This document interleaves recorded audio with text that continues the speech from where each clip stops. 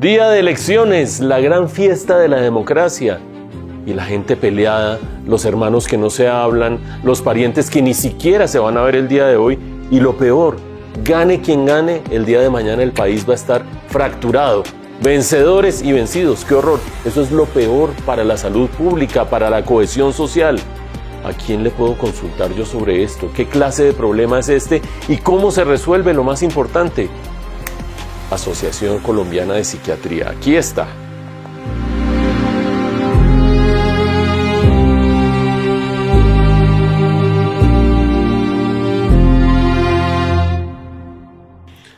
Doctor Diego Vargas, presidente de la Asociación Colombiana de Psiquiatría, bienvenido a Entrevista Reina del periódico El Tiempo. Mauricio, muchas gracias por la invitación y qué bueno estar acá.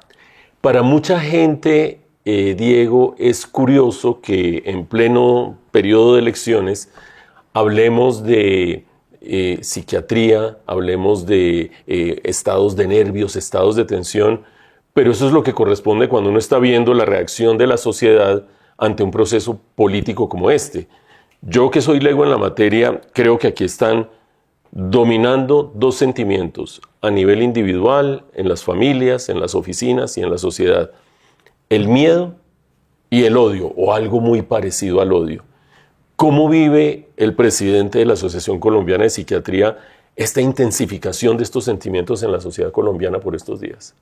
Esta es una situación bastante compleja porque además estamos viendo dificultades y relaciones terminadas a nivel de pareja, familias, amigos, compañeros de trabajo, a raíz de plantear una posición política, a raíz de poner sobre la mesa un tema que debe ser totalmente cotidiano, en donde expreso una opinión acerca de mi gusto hacia determinado candidato, partido político, propuesta política, etc.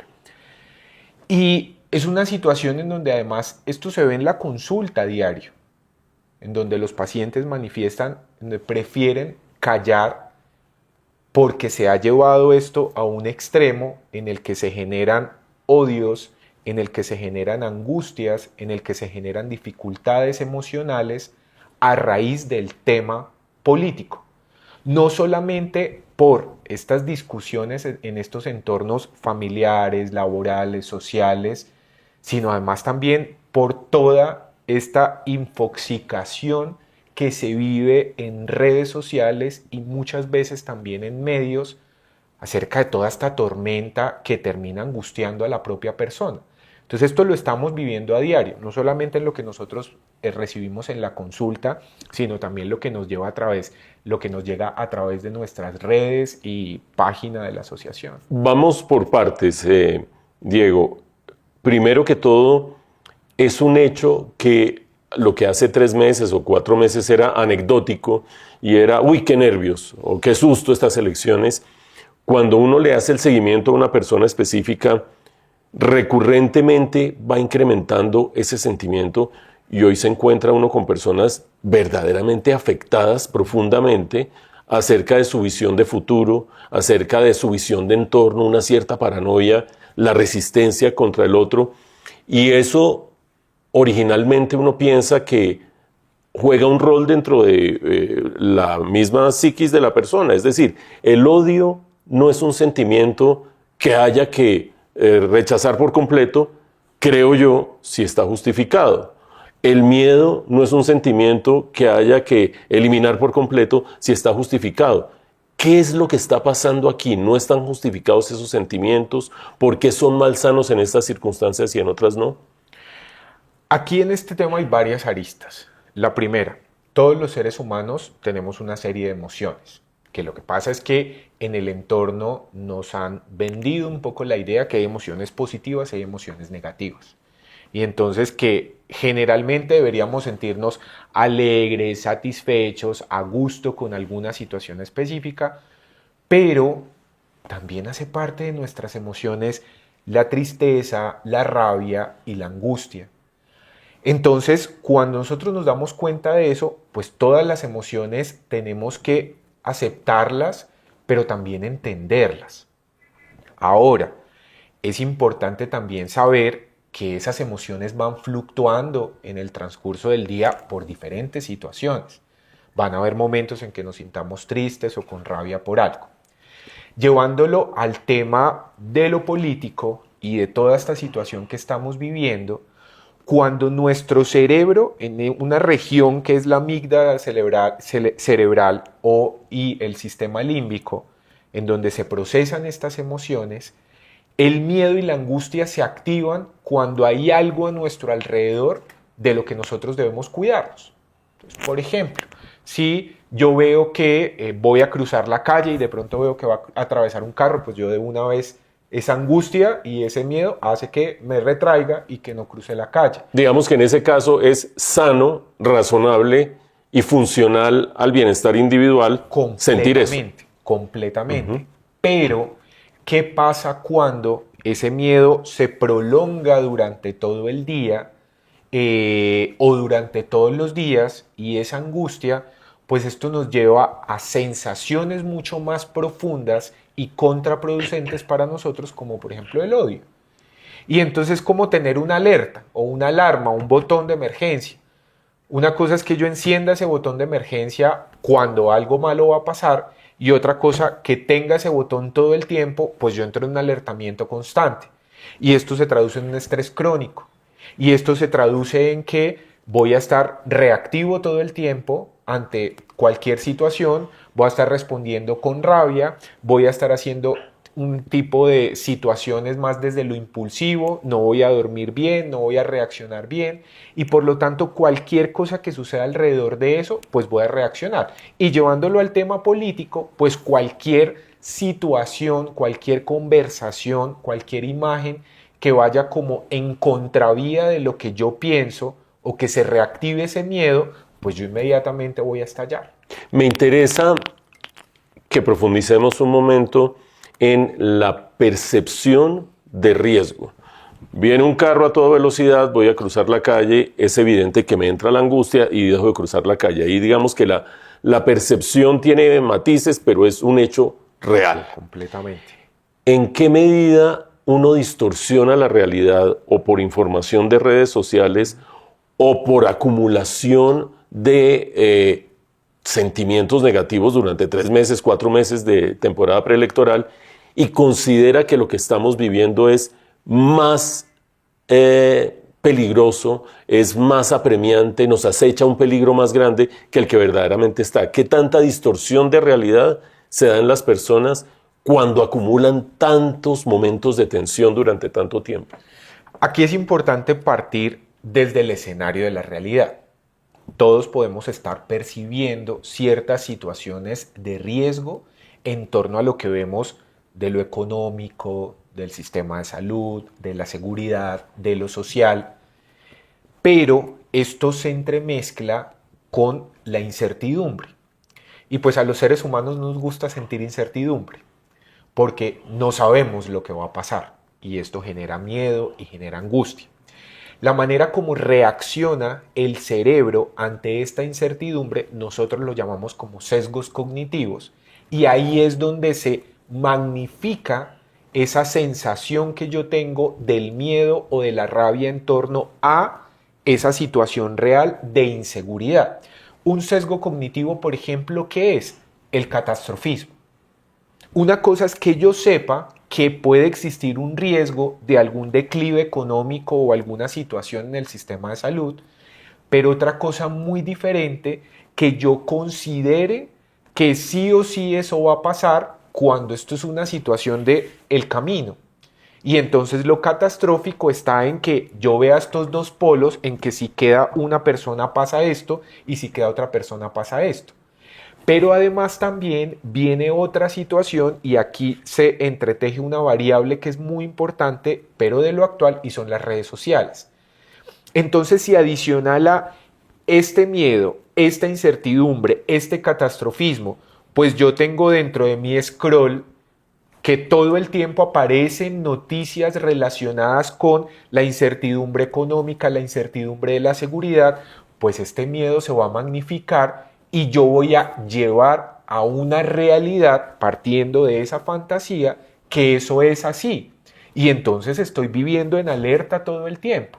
Y aquí cierro un poco con un ejemplo y es, yéndonos un poco a lo primitivo, si esta persona de primitiva se encuentra en una cueva y todo el tiempo tiene que estar vigilante a ver que algún animal no se vaya a entrar y no le vaya a hacer daño, todo el tiempo tiene que estar pendiente y está en una posición de alerta constante.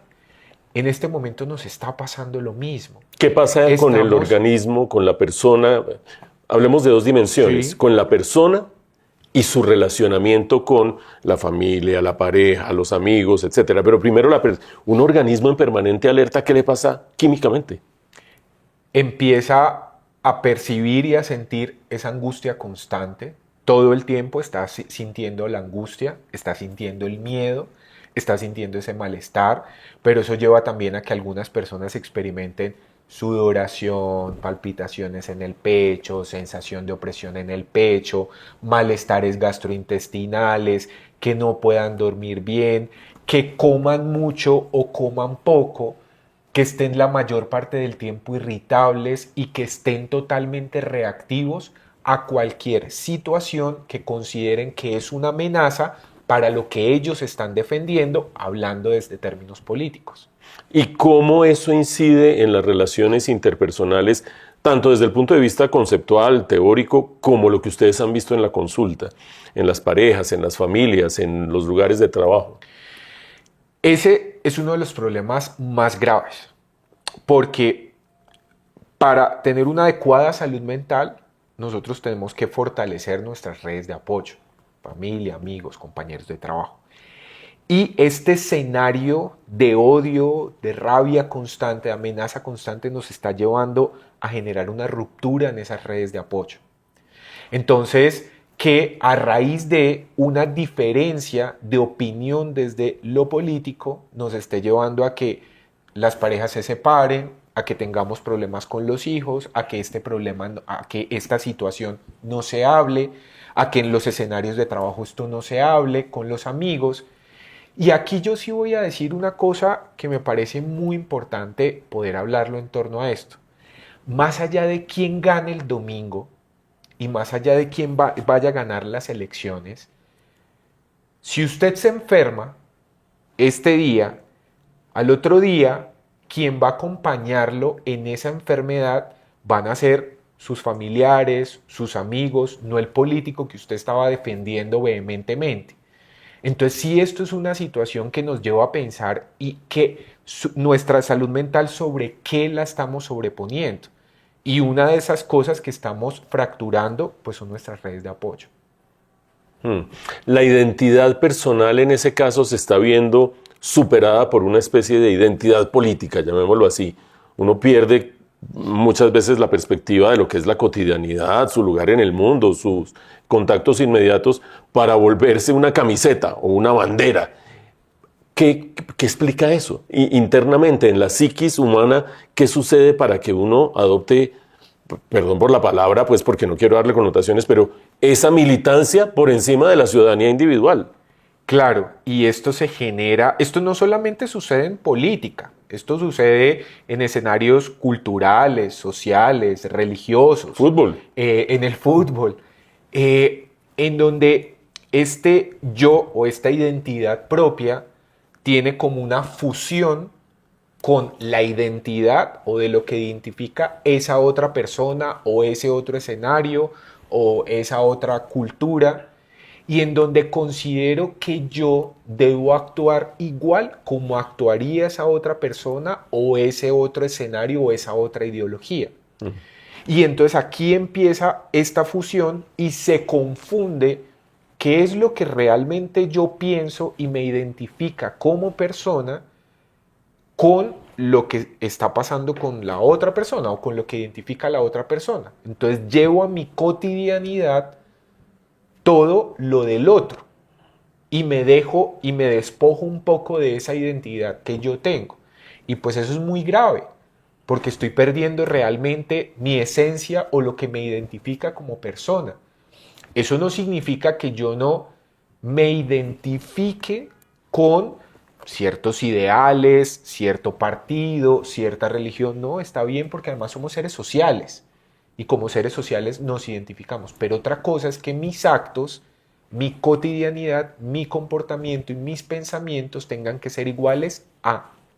Somos seres sociales, pero también somos seres individuales. Es decir, a diferencia de otras especies que hay sobre la Tierra, que son o mucho más colectivos, me imagino los bancos de peces o esas aves que ve uno volar casi que como si fueran uno solo, decenas y centenares de aves que actúan muy colectivamente, o un panal de abejas o las hormigas, y al otro lado el lobo estepario que anda solo, estamos como en la mitad y eso nos hace muy peculiares. Aquí, ¿cuál sería la prescripción desde esta perspectiva de lo individual y lo colectivo para una persona que quiera superar un poco esta coyuntura tan compleja? Antes de pasar a eso específicamente, a mí sí me gustaría, digamos, reiterar algo, y es, al tener esa fusión con la identidad de esa otra persona o esa otra ideología, pues yo estoy perdiendo la oportunidad de generar una empatía con el otro en torno a cómo el otro piensa, cómo el otro siente, por qué piensa de esa manera o por qué tiene esa inclinación a ese grupo político o lo que sea. Así como podríamos estar hablando de que a usted le gusta la paella, a mí me gusta el mute santandereano, y pues los dos defendemos nuestro plato y lo podemos hablar tranquilamente.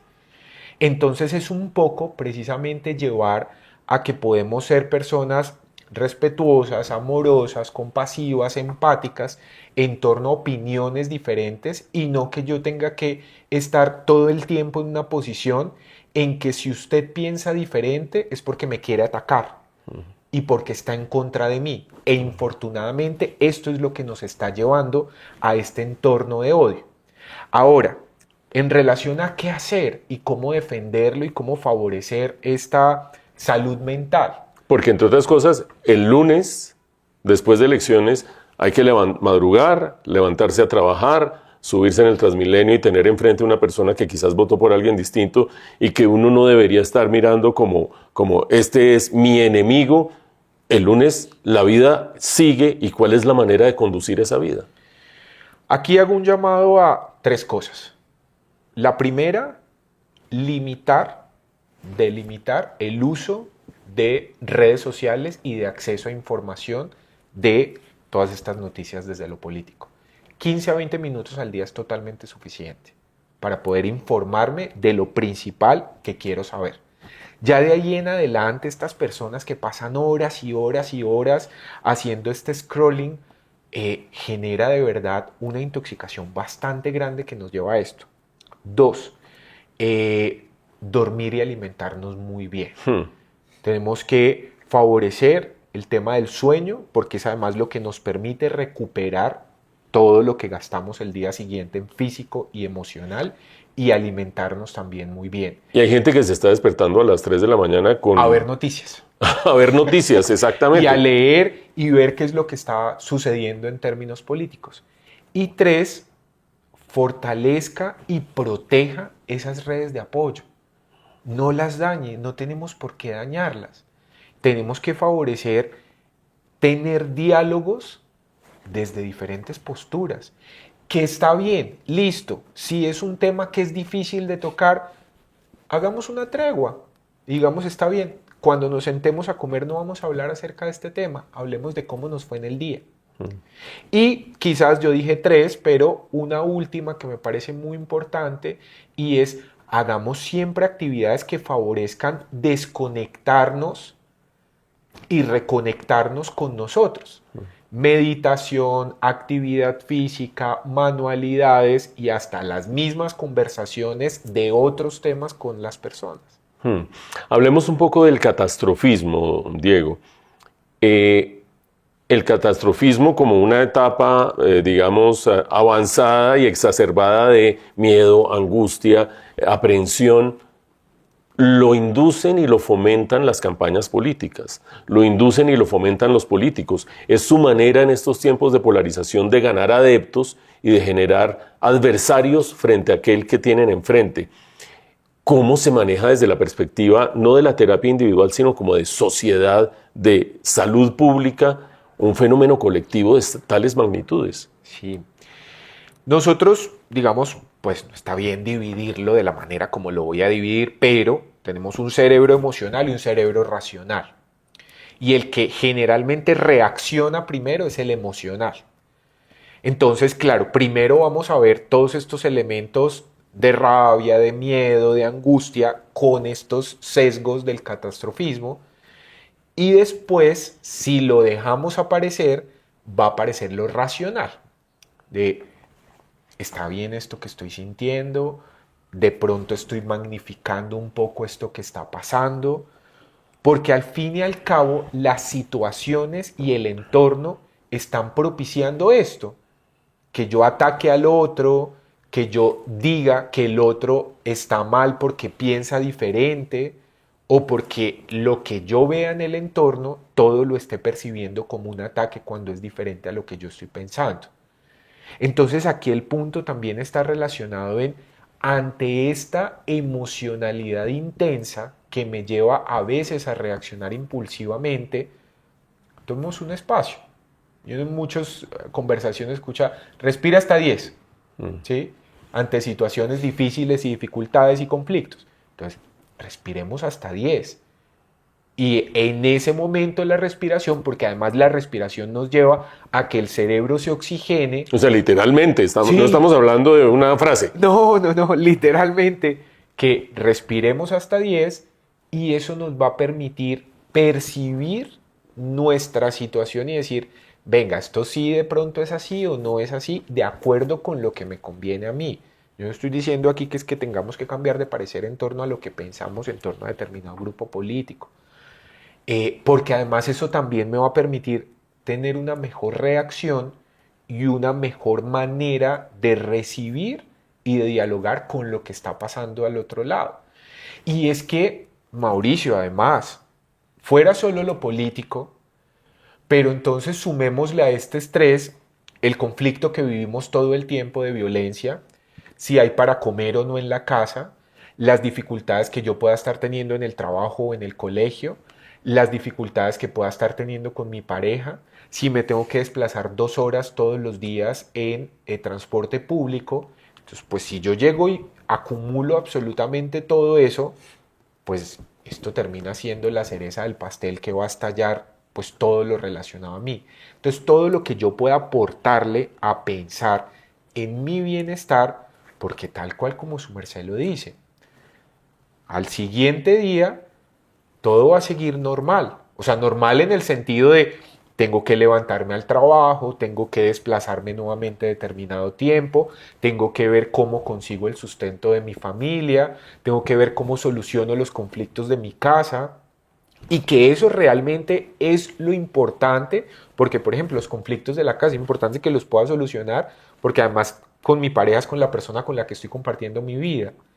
Entonces toda esta situación también nos lleva a pensar como detengámonos un poco, respiremos literalmente y pensemos un poco en nuestras reacciones y qué las está provocando. Estas fracturas, estas grietas que se dan dentro de la sociedad son un fenómeno de nuestros tiempos inducido por la política, o inducido no, pero sí por lo menos atizado por la política en todo el mundo. ¿Qué tan grave es o delicado o importante la situación de salud mental colectiva, me estoy inventando el término, salud mental colectiva de Colombia frente a otros escenarios parecidos en el mundo? Porque estás mencionando ingredientes generales, pero unos muy propios de Colombia. Nosotros llevamos 50 años viendo cada vez que uno sale de la casa a ver qué es lo que le va a pasar. Nuestra situación es particular, pero más allá de categorizarla en relación a si es mejor o peor que otros países, es un poco difícil. O sea, es decir, sí hay unas diferencias. Por ejemplo, en nuestro país, las características de nuestro país por el conflicto armado es mucho más frecuente que haya trastorno de estrés postraumático, un ejemplo, ¿sí? O ciertos trastornos depresivos o ciertos trastornos de ansiedad, por las características de violencia que nosotros vivimos de diferente tipo, físico, psicológico, económico, sexual, nos lleva a que también existan unos elementos de trauma que impactan la salud mental en comparación a otros países que no lo viven de esta manera como lo vivimos en nuestro entorno. Casi el 15% de los colombianos son víctimas del conflicto y eso es una huella que no es cualquier bobada. Pero sí hay una situación además totalmente real que aquí me parece importante traer y es importante hablar de salud mental porque es que hace más o menos unas 3 semanas sale un informe de la Organización Mundial de la Salud en el que dijo que ya la depresión pasó a ser la primera enfermedad o la primera causa de enfermedad en el mundo, superando las enfermedades cardiovasculares y el cáncer, que estaban siempre en primer lugar. Entonces eso nos lleva a pensar a que estos temas son totalmente transversales y son implícitos a nuestra sociedad y a nosotros, pues cómo nos desenvolvemos dentro del entorno.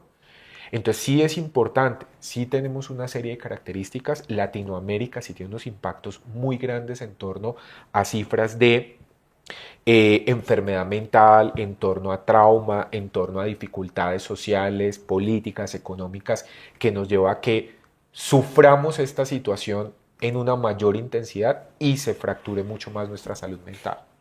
Diego, en su trabajo profesional, aparte, digamos, de tener la presidencia de la Asociación Colombiana de Psiquiatría y de estar a cargo de unas funciones en la Clínica Montserrat de Bogotá, usted tiene su consulta también, un consultorio al que llega la gente o con remitido por la EPS o con consulta particular. Y el lunes, después de elecciones, llega alguien destrozado porque ganó el que yo no quería, o llega alguien envalentonado porque es que ya esto se enderezó, doctor Vargas, esto era lo que necesitábamos en este país. Usted ha dado 4 pautas de cómo puede proceder uno con su propio caso, pero ¿cómo conduce un terapeuta especializado que ve qué está pasando allí en ese desequilibrio entre el cerebro racional y el cerebro emocional, por usar los conceptos que usted plantea? ¿Qué induce? ¿Cómo conducir a esa persona a un poquito más de equilibrio que seguir con las guerras tribales al día siguiente de las elecciones?